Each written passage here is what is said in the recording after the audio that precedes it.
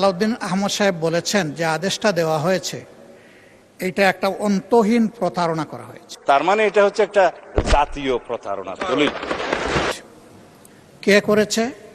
Interim government এবং president মিলে করেছেন।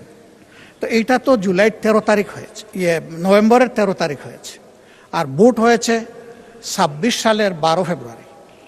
দীর্ঘ সময় মাঝখানে ছিল।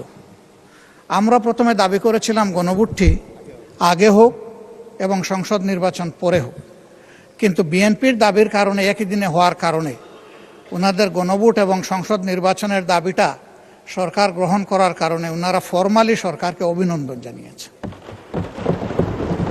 তাহলে গণভোটটা তো ওনাদেরও দাবি ছিল। গণভোটে কি কি বিষয় অন্তর্ভুক্ত হবে তা কিন্তু আগেই তাদের ওয়েবসাইটে প্রচার করা হয়েছে। নির্বাচন কমিশন এটা করেছে যথেষ্ট সময় দিয়ে।